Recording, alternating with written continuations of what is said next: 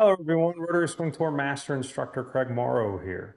And today what I want to do is I want to give you an introduction into a new series of videos that I'm going to be filming, because I want you to understand why I'm doing these videos, but also some of the behind the scenes information, because I think it's going to resonate a lot with you at home that are either on a swing change journey or just now embarking on a swing change journey.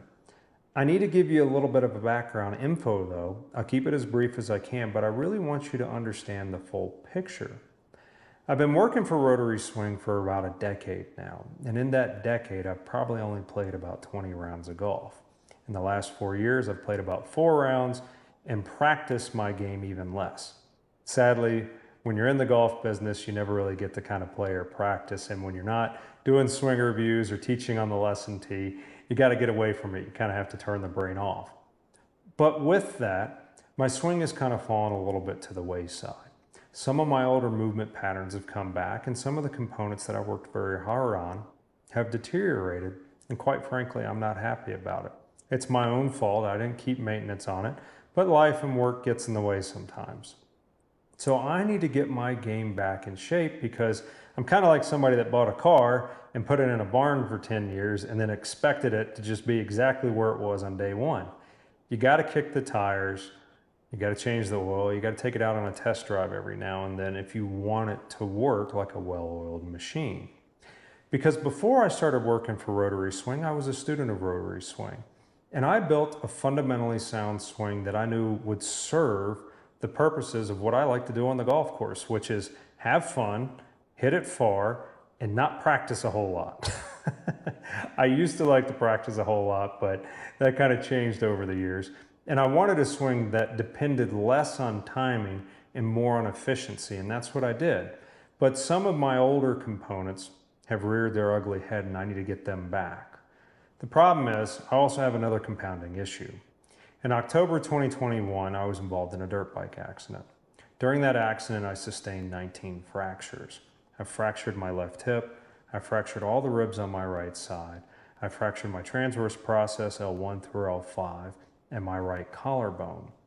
Now, I've had labral repair surgery, broken my wrist, I've had L4, L5 issues, so I just figured once I learned how to walk again and daily activity, that everything would be status quo. I'd pick up the club, start swinging, no problem. I've been through injuries before. I'm tough. I can take the pain. Not the case. 2 months ago, I was giving an in-person lesson, and the student said, "Hey, would you hit a couple shots for me? Just kind of show me what, we're trying to work on right here." No problem. I feel that if I can't do it, why should I be telling you to do it? So I hit a few shots for the student, and although I hit them quite well, something wasn't right. I started to feel my hip way too much. I was like, my post-up isn't working. It's like I feel like I'm clearing my hip, but it's not working the way that it used to, and it kind of hurts. And my backswing felt a whole lot of arms. I was like, I don't even think that I'm rotating right now. I think I'm just taking the club back with my arm. I filmed my swing a little bit later and took a look at it, and I was like, that's not me, or the me that I want to be, or the me that I was. Sometimes I know people film their swings, and they're like, that's not me either. But I know the swing that I had. I know the swing that I built. And that's not it. And it's because I'm making compensations in the spots where I had my injuries. So I need to go work those out, and I need to go get those components working again. The timing of this couldn't be any better, because we just launched our new C4 series last month, and that's exactly the same protocol that I would follow to get my game back in shape. I would start very small, I'd work on impact shots, and I'd work my way all the way up to full swing, because right now full swinging kind of hurts, but I can do the smaller ones right now, and I can kind of get things moving again. I can kind of work out the kinks. And so I'm really excited, because I want to share in this journey with you. I won't be able to film every session, every practice session, but I'm going to film the important ones, like the one I'm going to do after I finish this video, which is going to be phase 1, day 1.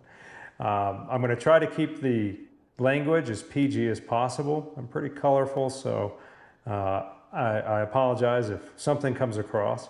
But I want to leave my practice session raw and unedited. I'm going to talk as much as I can, more than I normally would when I practice, because when I do well, I want to voice it. But when I do poorly, I want to say, hey, these are the 2 checkpoints that I missed, and I need to take a step back and I need to fix this. Because you at home may have made that same fault, and you're like, hey, Craig just did that same thing, and this is how he's working his way out of it. That might get me over this hump. I want to voice all the ifs, ands, or buts, because we're all golfers at the end of the day. Whether you're a high handicap or a professional like myself, we all kind of go through the same journey. We're going to have the highs, the lows, and I want to share mine with you because something I do may help you.